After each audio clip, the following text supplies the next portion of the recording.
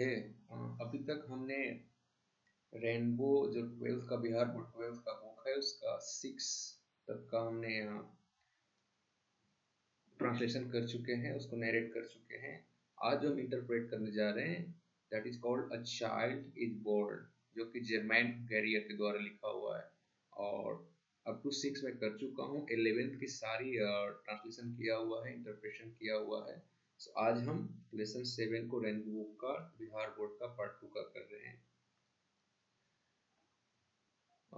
A child is born ये एक सामाजिक प्रथा के रिलेटेड लिखा हुआ है जर्मैन करियर के द्वारा।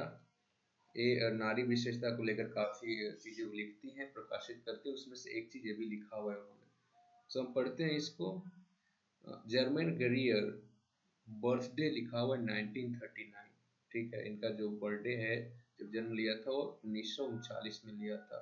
Born and educated in Australia is a famous feminist writer. इनका जन्म ऑस्ट्रेलिया में हुआ था और यह एक बड़े ही फेमस नारीवादी लेखिका हैं, जो नारियों के बारे में लिखते हैं, औरतों के बारे में लिखते हैं। तो पॉपुलर नारीवादी लेखिका हैं, लेखक हैं। इन हर वेल नोन वर्क्स, इनका जो अच्छे जो काम किया, अच्छे अच्छे लिखाई किया है, जो उन्होंने लिखा है, राइटिंग किया है, उसमें अच्छे से जाने जाने वाला है जिसको द फीमेल यूनच, जो कि उन्होंने 1970 में लिखा। Sex and destiny, the politics of human fertility, जो कि उन्होंने 1984 में लिखा। एंड द चेंज, जो कि उन्होंने 1991 में लिखा। ये उनका अच्छे से जाने जाने वाले बुक और लेख हैं। She explores the cultural practices sorry she explores the social and cultural aspects of life of women, right। वो जो है उन्होंने औरतों की जो सांस्कृतिक है, औरतों की जो सोसाइटी है, उसके पहलुओं के बारे में, उनके उनके औरत के लाइफ में जो चीजें आती है, जो कल्चर है उनका और उनका जो सोशल लाइफ है, उनके पहलुओं के बारे में उन्होंने एक्सप्लोर किया, यानी कि उजागर किया, एक्सप्रेस किया है। She believes that social cultural practices are designed to suit male interest, right। uh, उनका मानना है कि पुरुष हित के लिए समाज शास्त्रीय प्रथाओं का डिजाइन किया गया है।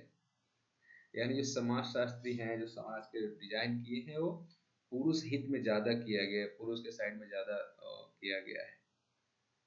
At the same time, they further subjugate women, और आगे लिखते हैं साथ ही वे औरतों को भी अपने अधीन करते हैं। मतलब ये कह रहे हैं कि जो हमारी सोसाइटी है, कल्चर है, पुरुष प्रधान है और लेडीज को, जो लेडीज है उनको अपने अधीन रखने का प्रथा है। द प्रेजेंट पीस, ये बताया जो अभी जो चाइल्ड इज बोर्न, इसका जो प्रेजेंट पीस लिया गया है, टुकड़ा लिया गया है, is an extract from is an extract from her book Sex and Destiny। ये जो पढ़ने जा रहे हैं स्टोरी है, वो चाइल्ड इज बॉर्न, ये कहाँ से लिया गया? उन्होंने एक बुक लिखा हुआ है सेक्स एंड डेस्टिनी, उसका एक टुकड़ा है, उसमें से इसको लिया गया है। The politics of human fertility, ये उनका बुक का नाम है। It it explore the cultural peculiarities of the East and the West regarding childbirth and parent-child relationship। ठीक है, बताते हैं कि यह पूर्व और पश्चिम के सांस्कृतिक विशेषताओं, जो कि बच्चे के जन्म और माता पिता के साथ बच्चों के संबंध के बारे में बताता है। ठीक है, ये जो चाइल्ड इज बोर्न जो लिखा है, क्या करता है बेसिकली, यह पूर्व और पश्चिम के सांस्कृतिक विशेषताओं, जो कि बच्चों के जन्म और माता पिता के साथ बच्चों के संबंध के बारे में बताया। तो ये जो पूरा स्टोरी पढ़ेंगे हम, इसी के रिगार्डिंग पढ़ेंगे, इसी के रिलेटेड पढ़ेंगे। ठीक है, हम आगे बढ़ते हैं। सो The way of managing childbirth in traditional society are many and varied. ठीक है, पारंपरिक जो हमारा पारंपरिक समाज में जो प्रसव यानी चाइल्ड बर्थ कराने के जो तरीके हैं वो अलग अलग तरीके से हैं, भिन्न भिन्न हैं. Their usefulness stems directly from the fact that they are accepted culturally and collectively, so that the mother doesn't have the psychic burden of reinventing the procedure. ठीक है, इसकी व्यवस्था सांस्कृतिक एवं सामूहिक रूप में अपनाई गई है, जिसका यह मुख्य लाभ है कि बच्चा जन्म देने वाली माँ को नए तरीकों को खोजने और उसके बारे में जानने के लिए मानसिक दबाव से नहीं गुजरना पड़ता है. Even though the potential catastrophes are alive in the memory of her community and the index of anxiety high, a ritual approach to pregnancy which hems the pregnant women about with taboos and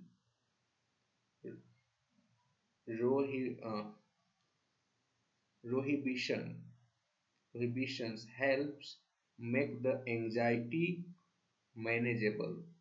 right, इसके बावजूद उनके समुदाय के याद में स्मरण में संभावित खतरों का एहसास और उनके प्रति चिंताएं भी अधिक है. रीति रिवाजों के अनेक प्रतिबंध गर्भवती महिलाओं के ऊपर होती है जो उन्हें उनकी चिंताओं से उबरने में सहायता करती है. Women who observes all the prohibitions and carries out all the rights will be actively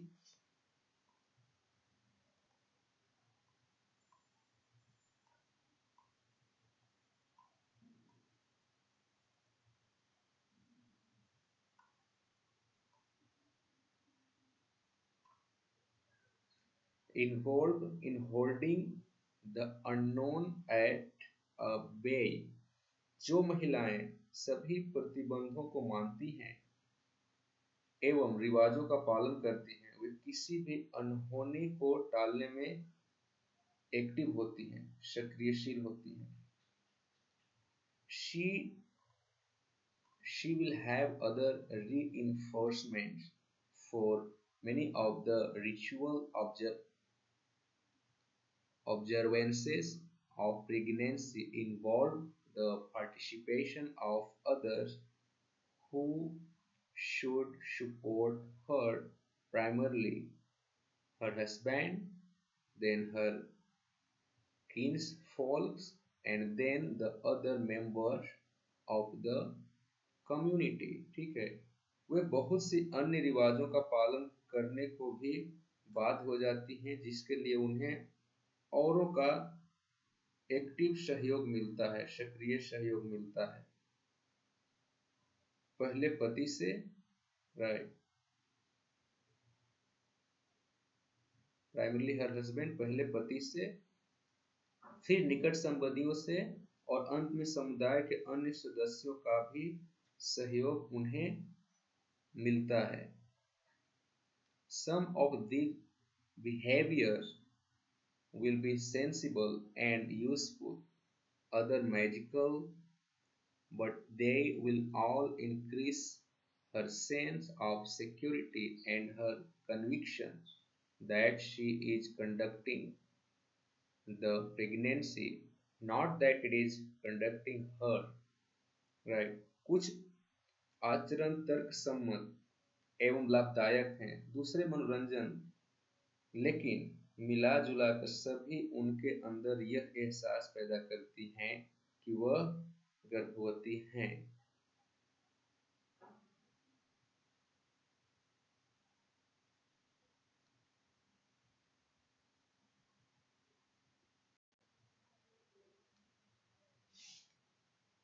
The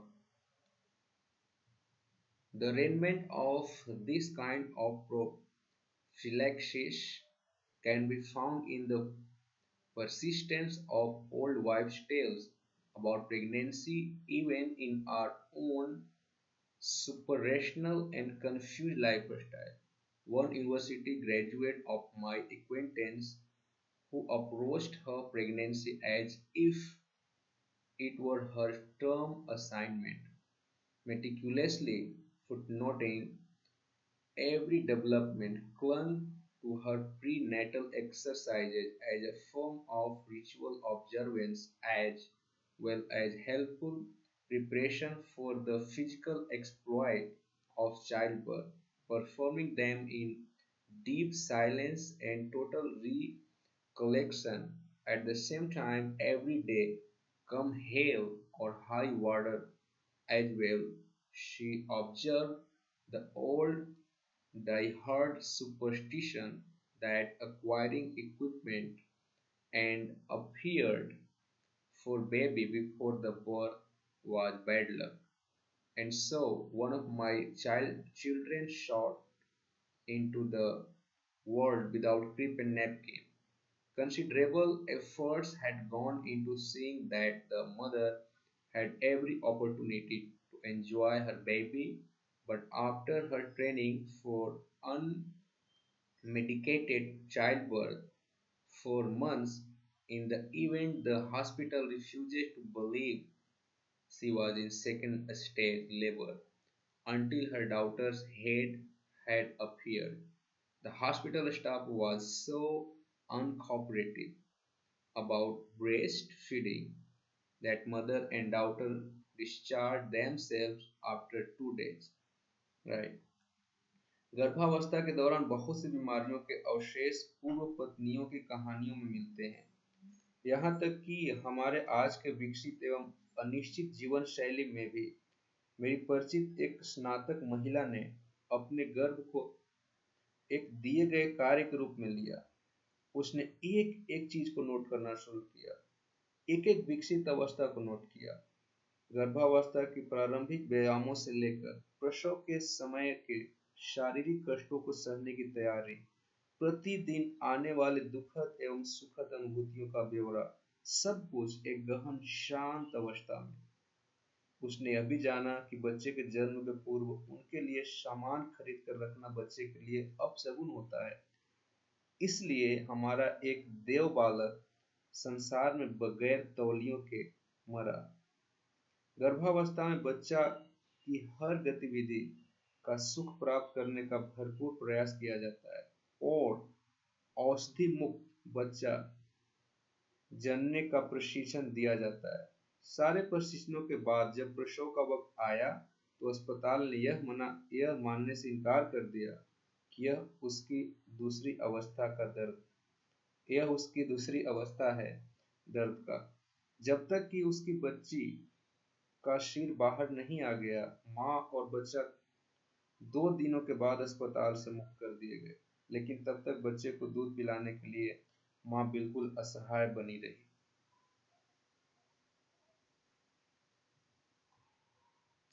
This birth was virtually unattended in non-technocratic societies, except for remarkable accident. Birth is always attended.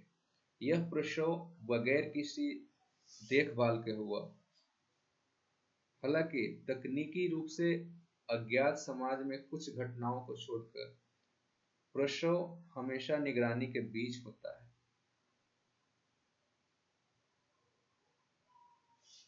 Clearly, infant and mother mortality is greater in traditional birth. Right? प्रारंभिक प्रसव में निश्चित रूप से बच्चा एवं बच्चा की मृत्यु दर अधिक है। But in our anxiety to avoid death, we may have destroyed the significance of the experience for the vast majority who live. लेकिन मौत की चिंता को दूर करने के क्रम में हमने बहुसंख्यक जीवित लोगों के अनुभवों को नष्ट कर दिया है। No one would deny that each infant and particularly every maternal death is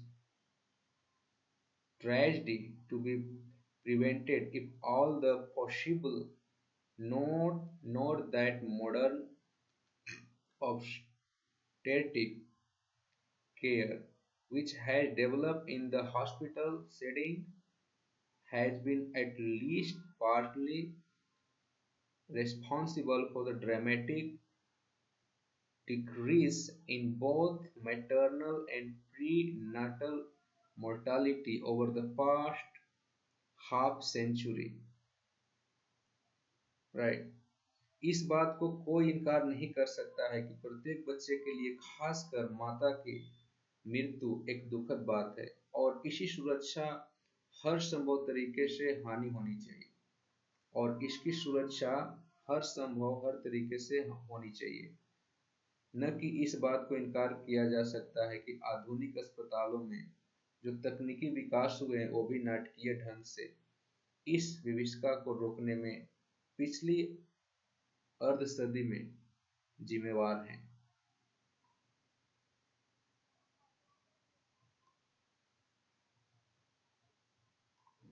But it is not necessarily preserved to question whether our parent priority should be to reach minimum figures for prenatal mortality at any price when it includes giving up things which free human beings have often felt to be more important than their own survival,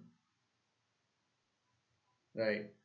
यह प्रश्न आवश्यक नहीं है कि हमारी वर्तमान प्राथमिकता इसमें है कि यथासंभव प्रसव पूर्व मृत्यु को किसी कीमत पर कम किया जाए।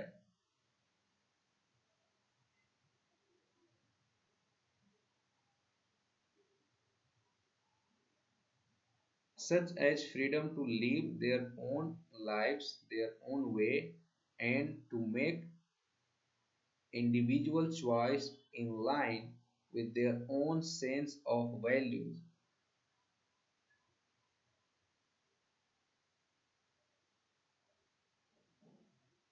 राइट, इस बात को बगैर सोचे कि स्वतंत्र लोग अपनी स्वतंत्रता जीवित शैली को ज्यादा महत्व देते हैं और अपनी स्वतंत्रता को अपने जीवन से ज्यादा महत्वपूर्ण मानते हैं, व्यक्तिगत सोच और मूल्यों को वे ज्यादा तरहीज देते हैं। ठीक है, यहाँ पे इसके नीचे उसका रेफरेंस लिखा हुआ है जो यहाँ पे देख सकते हैं आप, किन्सिंजर शीला एंड जॉन डेविस संपादक editor, the place of birth London 1978, उस घटना के बारे में अब डिटेल्स में नोट दिया हुआ है।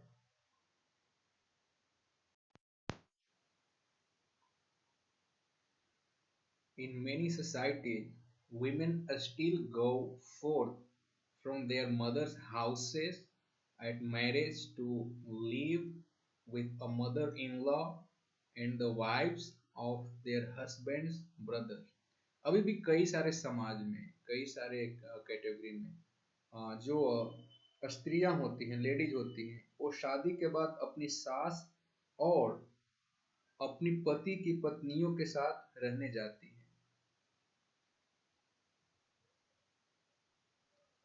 It is a truism of anthropology that such women do not become member of their new family until they have born a child। मानव शास्त्रों के जानकारों का कहना है या उनके कहने के अनुसार कि तब तक वे उस परिवार के सदस्य नहीं मानी जाती हैं जब तक कि वे बच्चा को जन्म ना दे दें। ऐसा माना जाता है कि जो औरतें अपने घर से शादी के बाद अपनी सास ससुर के घर जाती हैं रहने, पति के घर रहने जाती हैं, वो जब तक उस घर का सदस्य नहीं मानी जाती हैं जब तक कि वो जब तक कि वो कोई बेबी बोर्न ना करे, जब तक उनको कोई बच्चा अपना ना हो। If we consider that in such society the marriage was quite likely to have been arranged, it is understandable that the breed too longs for the child who will stand in the same intimate relationship to her as she with her own mother. यदि हम विचार करें तो इन समाजों में शादी परिवार द्वारा तय की जाती है जिसको हम अरेंज मैरिज कहते हैं, और दुल्हन के लिए बच्चा का उतना ही महत्व होता है जितना कि खुद उसका उसकी अपनी माँ के लिए था. The Western interpretation of such mores in that they are backward, cruel, and wrong. It is assumed that the sexual relations between the spouse are perfunctory and exploitative, and that all mothers-in-law are unjust and vindictive. पश्चिम का दृष्टिकोण इससे बिल्कुल भिन्न है. वे लोग इसे पिछड़ापन, कठोर और गलत मानते हैं. ऐसा अनुमान किया जाता है कि दंपतियों के बीच शारीरिक संबंध का समझ एक कर्तव्य समझकर किया गया कार्य और शोषण का परिचायक है, और सभी सास अन्यायी और हानिकारक है. One of the greatest difficulties in the way of feminists who are not chauvinistic and want to learn from women who still live with a female society in the tendency of those women to withdraw into silent opposition when participating in intentional fora conducted in languages which they cannot speak with fluency.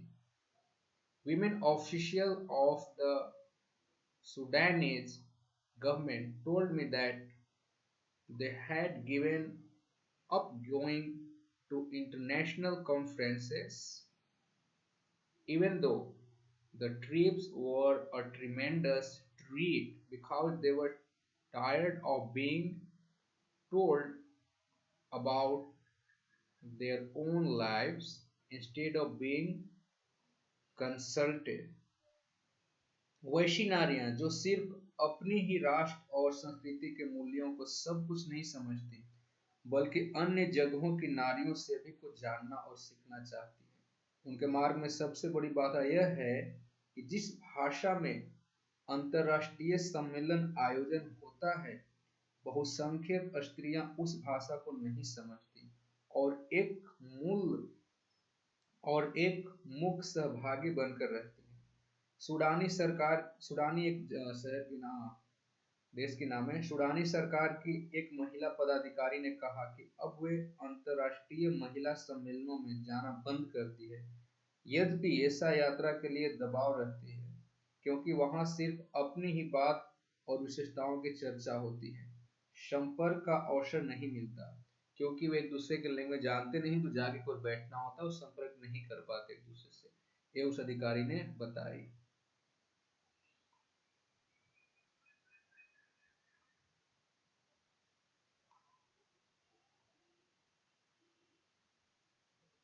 Thus, we in the West would regard it as outrageous that a woman could lose her own name and become known as the mother of her firstborn once she has born it. Although, of course, most of us do not protect against the sinking of the woman's lineage under her husband's name at marriage. इस तरह हम पश्चिम में इसे दुखद मानते हैं, क्योंकि एक स्त्री अपने पहली संतान के जन्म होते ही अपनी संतान के द्वारा जानी जाती है। यद्यपि हम में से अधिकांश इसका विरोध नहीं करती। जब शादी के समय एक स्त्री की पहचान उसके पति के नाम के नीचे दब जाती है। In many traditional societies, the relationship between mother and child is more important than the relationship between husband and wife. In some, indeed, the child's relationship with the rest of his family is as important or even more important than either. बहुत से समाज में माँ और बच्चा का संबंध पति और पत्नी के बीच के संबंध से ज्यादा महत्वपूर्ण है। कुछ समाज में वस्तुतः बच्चे का संबंध परिवार के अन्य लोगों के साथ उतना ही महत्वपूर्ण अथवा ज्यादा महत्वपूर्ण होता है।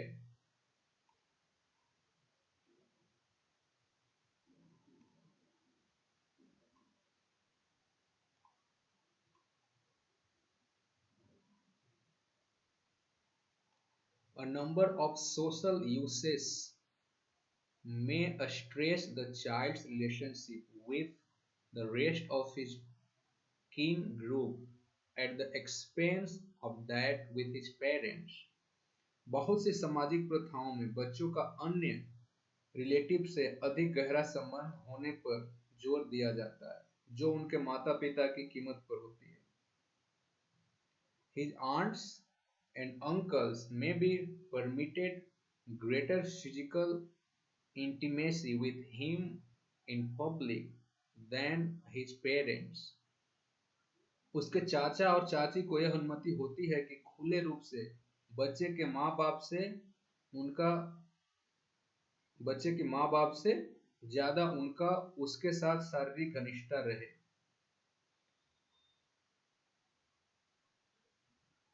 In many traditional society in Africa and India, the biological family is deliberately weakened by enforced abstinence of actual separation of parents in order to strengthen the extended family. Thus, children are not born at the whim of the parents, but in response to a broader pressure from the whole group. Bharat और Africa के बहुत से समाजों में जैविक परिवार कमजोर होते हैं। बच्चे एवं माँ बाप के बीच अलगाव के कारण ऐसे परिवार में विस्तृतीकरण के क्रम में किया जाता है। अतः बच्चे माँ बाप के चाहत से पैदा नहीं होते, बल्कि पूरे समूह के भारी दबाव के कारण होते हैं। Caldwell J.C. The Economics right, ये बेसिकली उनका रेफरेंस दिया हुआ है। Here you can see about the page number, right. So ये इनका रेफरेंस दिया हुआ है, डेटा दिया हुआ है, you can C.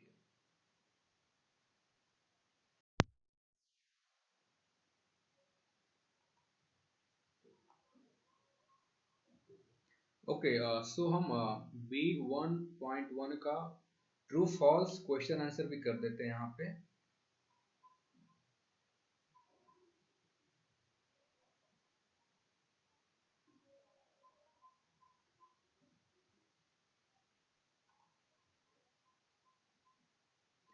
So first जो है इसका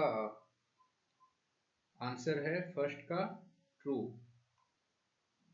फर्स्ट का ट्रू, सेकंड का भी ट्रू है,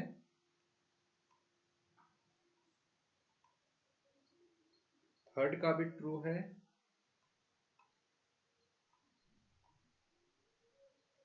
फोर्थ का भी ट्रू है, फाइव का फॉल्स है।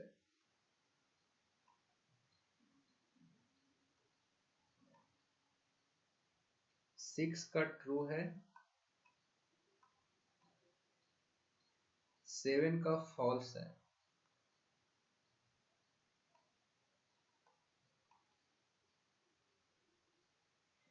एट का फॉल्स है,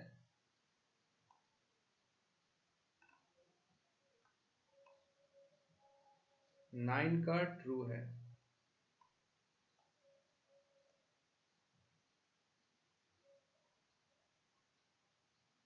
ठीक है।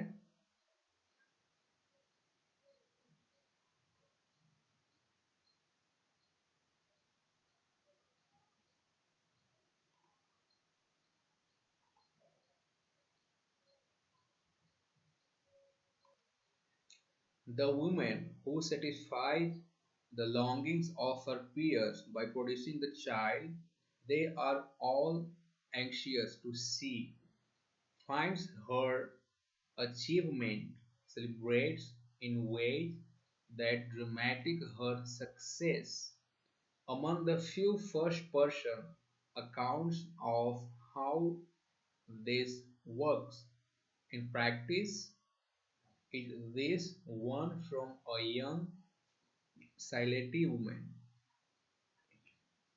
औरतें जो बच्चे पैदा करके अपने लोगों को संतुष्ट करती हैं, अपने इस कार्य को उत्सव के रूप में देखने को उत्सुक रहती हैं। इस चाहत भरे उत्सव को किस तरह मनाया जाता है, इसका एक उदाहरण इस सिलहेटी महिला के संदर्भ में देखा जा सकता है। If a girl is lucky and her parents are alive, she goes to her mother's house for the last few months of her pregnancy and about the first 3 months of the baby's life. यदि कोई लड़की गर्भवती है या sorry यदि कोई लड़की भाग्यशाली है और उसके माता पिता जीवित हैं, तो वह अपनी गर्भावस्था के अंतिम 3 महीने एवं नवजात शिशु के प्रथम 3 महीने के लिए अपनी माँ के घर जाती है। There she gets a lot of love and care. वहां उसे अधिक स्नेह और प्यार मिलता है। She is asked, "What would you like to eat?" उसे पूछा जाता है कि तुम्हें क्या खाना पसंद है, तुम क्या खाना चाहोगे। What do you fancy? तुम्हारी क्या पसंद है। All the time she is looked after. हर समय उसकी देखभाल की जाती है। The whole matter of pregnancy is one of celebration. गर्भावस्था की पूरी स्थिति एक उत्सव के रूप में होता है। When the baby is born, it is an occasion of joy for the whole family. जब बच्चे का जन्म होता है तब वह पूरे परिवार के लिए खुशी का अवसर होता है। The naming ceremony is lovely. नामकरण समारोह बड़ा सुखद होता है। It is held when the boy is 7 days old. यह तब मनाया जाता है जब बच्चा 7 दिन का हो जाता है। A new dress is bought for it and a new sari for the mother. बच्चा के लिए नया कपड़ा एवं उसकी माँ के लिए नई साड़ी लाई जाती है। There is feasting and singing until late at night. देर रात तक भोज एवं गाना बजाना का कार्यक्रम होता है। The women and girl gather and sing song. महिलाएं और लड़कियां इकट्ठा होती हैं और गाना गाती हैं। Garlands of turmeric and garlic are worn to wards of evil spirit. ऐसा माना जाता है, इसलिए दुष्ट आत्माओं से रक्षा हेतु मिर्च और लहसुन का माला पहनाया जाता है। That's when the name is chosen. वह तब जब बच्चे का नाम सुना जाता है। The ceremony is held for the birth of a boy or a girl. उत्सव लड़का या लड़कियां दोनों के जन्म पर मनाया जाता है। Of course, it is considered better to have a boy, but the birth of a girl is celebrated with the same joy by the women in the family. बेशक लड़के का जन्म ज्यादा अच्छा माना जाता है, लेकिन लड़की के जन्म का उत्सव भी परिवार में महिलाओं द्वारा उसी उत्साह से मनाया जाता है। We sit together eating pan and singing. हम लोग एक साथ बैठकर खाना खाते हैं और गाना गाते हैं। Some of us might be young, unmarried girl, others aged ladies of 40 or 50. हम में से कुछ तरुण हैं, हम लोग एक अविवाहित लड़कियां हैं और अन्य 40 या 50 वर्षीय महिलाएं हो सकती हैं। There are so many jokes, so much laughter. ठीक है, वहाँ बहुत तरह की हंसी मजाकें होती है।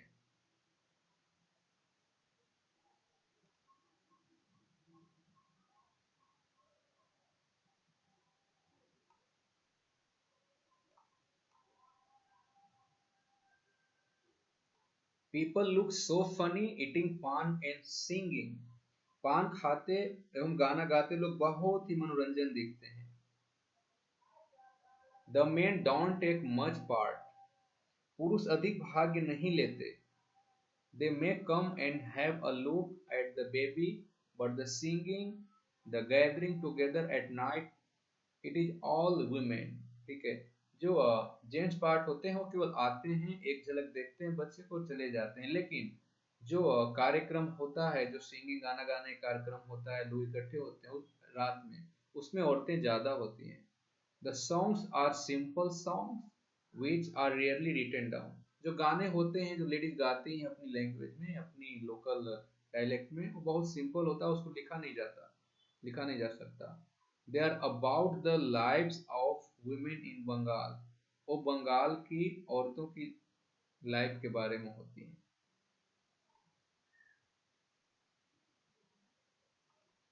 Among the rewards of pregnancy in this case, as in many others, in that the woman gets to go home to visit her mother and sister, the nostalgic tone of the description, which is clearly tinged with rose, may be the product of the contrast that this young woman finds in England.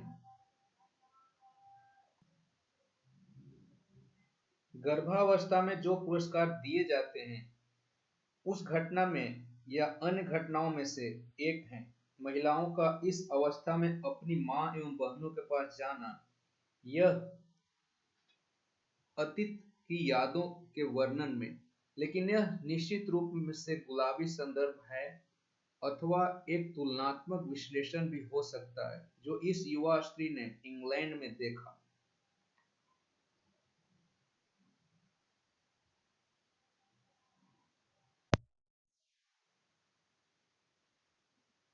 Another of the Asian women who found a voice in Amrit Wilson's book gives a similarly rosy picture of rearing a child in Bangladesh. एक अन्य महिला ने जिसने अमृत Wilson की पुस्तक में पाया, वह भी उसी तरह का गुलाबी तस्वीर प्रस्तुत करता है जो बांग्लादेश में बच्चे के परवरिश के संदर्भ में है। In Bangladesh, children under the age of 5 or 6 are looked after by the whole family. Bangladesh में 5-6 वर्ष की उम्र के बच्चे का परवरिश या देखभाल पूरे परिवार द्वारा की जाती है। All the children of the joint family are looked after together. परिवार के सभी बच्चों की देखभाल एक साथ की जाती है। They are taken to the pond for a bath, perhaps by one daughter-in-law, and she bathes them all. शायद परिवार की एक बहू द्वारा सभी बच्चों को तालाब पर नहाने के लिए ले जाया जाता है, वह उन सभी को नहलाती है। Then they all come in and sit down to eat. उसके बाद वे सभी घर आते हैं और खाने बैठते हैं। Perhaps the youngest daughter-in-law has cooked the meal. शायद घर की सबसे छोटी बहू खाना बनाती है। अनदर वुमेन फीड्स देम, और दूसरी महिलाएं उनको खिलाती हैं। As for playing, the children play out of doors with natural objects. जहां तक खेलने का सवाल है बच्चों का, वे सभी बच्चे घर के बाहर प्राकृतिक वस्तुओं से खेलते हैं। Here people say that Asian children don't play with toys. यहाँ लोग ऐसा कहते हैं कि जो एशिया के जो बच्चे हैं वो खिलौने से नहीं खेलते हैं। In Bangladesh they don't need toys. Bangladesh में उन्हें खिलौने की आवश्यकता नहीं होती है। They make their own simple things. In the afternoon they love to hear रापथोका फेरी टेल्स। अपने लिए वे स्वयं साधारण चीजें बनाते हैं। दोपहर में वे रुपियों का परी कथाएं सुनना पसंद करते हैं। Maybe there is a favorite aunt, she tells them these stories.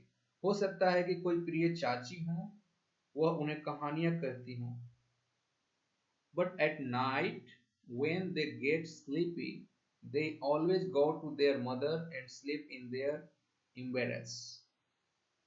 लेकिन रात्रि को जब वे नींद महसूस करने लगते हैं तो अपनी अपनी माँ के पास सोने के लिए चले जाते हैं और उनकी गोद में सोते हैं। But other women do help a lot. In fact, they have such a strong relationship with the child that it is not uncommon for them to be called big mother or a small mother, right? लेकिन अन्य महिलाएं भी बहुत सहयोग करती हैं। वास्तव में उनके बच्चों से इतना गहरा लगाव होता है कि वो बड़ी माँ या छोटी माँ कही जाती हैं।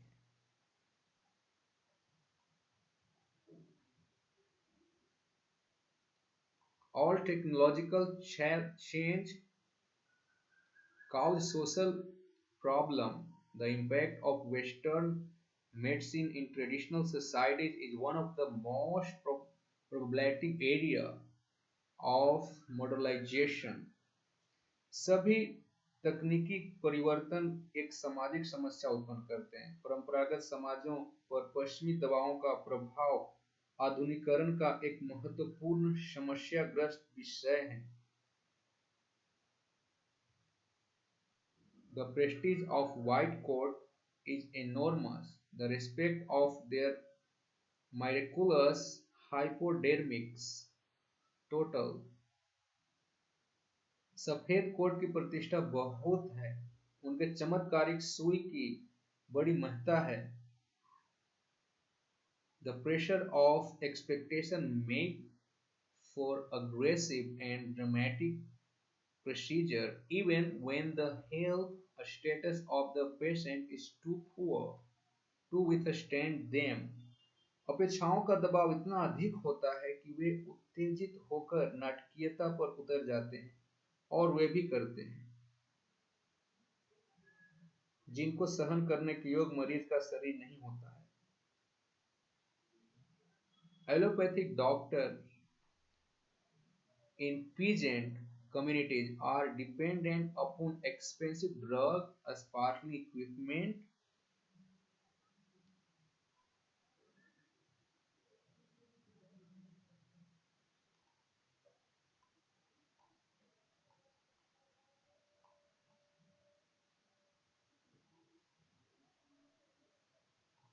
and lots of electricity, most of which they have not got in sufficient quantity. कृषक वर्ग में एलोपैथिक चिकित्सक महंगी दवाओं पर ही निर्भर करते हैं। अन्य सामग्री जैसे बिजली जिनकी उनके पास अपूर्ण होती है। Where foreign aid has established that temple of a religion, the hospital, it must make a ritual display of its power with horrible result. Sheila Kitzinger visited an enormous modern hospital for Bantu patients in South Africa, and this is what she saw. हमारी विदेशी सहायताओं ने धार्मिक स्थलों, मंदिर, अस्पताल आदि बनाए हैं जो रिवाजों के साथ खतरनाक परिणाम लाते हैं। शीला किसिंजर ने एक अस्पताल का निरीक्षण किया जो दक्षिणी अफ्रीका के बंटू जोगियों के लिए बनाया गया है। वहां उसने देखा the delivery ward was full of groaning, wailing women, the majority laboring alone. प्रसव गृह कराहटों से भरा था, लोग कराह रहे थे। छटपटाती नाचती महिलाएं अधिकांशतः अकेले ही दर्द से तड़प रही थीं। Oxytocin drips and pumps were in widespread use. Oxytocin और पंप बड़े स्तर पर प्रयोग किए जा रहे थे। This was the meeting place of the old Africa and the new technology of the West. यह पुरानी अफ्रीका और पश्चिम के नए तकनीक का संगम स्थल है। Pools of blood lay on the floor like sacrificial outpouring, and Bantu nurses were happy to leave them here as a witness of the blessing of the earth while they busied themselves with technology, sophisticated modern equipment, and ignored the laboring women as possible, which it was not so difficult to do, as they didn't speak the same language anyway. British was very far from normal here, and it was conducted in such a way that I had seen before in American hospital, catering for black clinic. Patients from large unborn ghettos, impersonal conveyor belt obstetrics, accompanied by a plethora of technical innovation and machinery. फर्श पर रक्त के जमाव फैले हुए थे, मानो बलि की रक्त बूंदें हों, किंतु सेविकाएं उन्हें उसी तरह छोड़कर खुश थीं मानो वे धरती के वरदान के गवाह हों। जब वे नई तकनीकों के साथ व्यस्त थीं, तो उन्हें दर्द से कराहती महिलाओं का कुछ भी ख्याल नहीं था। कठिनाई यह भी थी कि वे बिल्कुल उन्हीं की जुबान बोल भी नहीं सकती थी। यहाँ का प्रसव समान प्रसव से काफी भिन्न था, जैसा कि मैंने अमेरिकन अस्पतालों में शहर की छोटी बस्तियों में आए काले लोगों के मामले में सामान्य प्रसव को देखा था। वहां मैंने संवाहक पट्टी और कृत्रिम उपकरणों एवं अन्य आधुनिक खोज की गई सामग्री को भी देखा था।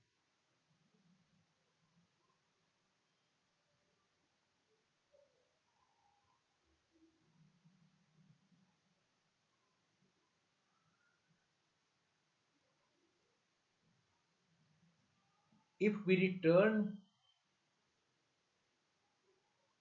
if we turn birth from a climatic climactic personal experience into a personal disaster, it matters little that the result is more likely to be a live child. यदि जन्म को हमने व्यक्तिगत अनुभव से व्यक्तिगत खतरों में बदल दिया, तो परिणाम हो सकता है कि बच्चा जीवित हो।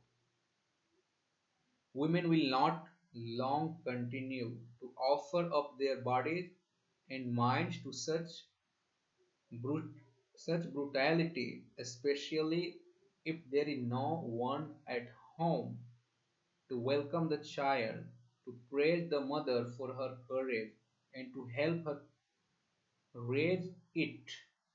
लेकिन महिलाएं और अधिक इसके लिए अपने मन और शारीरिक को समर्पित नहीं करेंगी, खासकर जब तक घर पर बच्चे के स्वागत के लिए कोई मौजूद नहीं हो, माता की प्रशंसा के लिए कोई नहीं हो जो इसके साहस की प्रशंसा करे और इसकी मदद करे। In fact, peasant communities are more level-heeled and skeptical of us and our methods than we realize, and they have resisted their intrusion of our chromium plates technology more successfully than we like to think। सच्चाई यह है कि कृषक वर्ग हमारे इन तकनीकों एवं विधियों को ज्यादा शिकार हुए हैं और उन्होंने हमारी क्रोमियम प्लेट तकनीक को ज्यादा सहन किया है जितना हम सोच नहीं सकते। They know that death attends too frequently in the traditional birthplace, but they also know that there are worse fates than death। वे अच्छी तरह जानते हैं कि पारंपरिक प्रसव स्थल पर मृत्यु ज्यादा होती है, लेकिन वे यह भी जानती हैं कि मृत्यु से भी ज्यादा दुखदायी अवस्था कोई है। Nevertheless, all that stops our technology from reaching into every hut and house in poverty, the cultural hegemony of Western technology is total। फिर भी हमारी तकनीक हर घर और झोपड़ी तक नहीं पहुंच पाती। उनकी मुख्य कारण गरीबी है। पश्चिम की तकनीक का सांस्कृतिक प्रभाव बहुत बड़ा है। The voices of a few women raised in warning cannot be heard over the humming and probing of our machines, which is probably just as well, for if we succeed in crushing all pride and dignity out of child bearing, the population explosion will take care of itself। विरोध में कुछ महिलाओं की उठी आवाजें हमारी मशीनों के शोर शराबे में गुम हो गईं। संभवतः यह बहुत बड़ी बात है। यदि हम इसी तरह प्रसव के परिणामों को नजरअंदाज करने में सफल रहें तो जनसंख्या नियंत्रण खुद ब खुद हो जाएगा।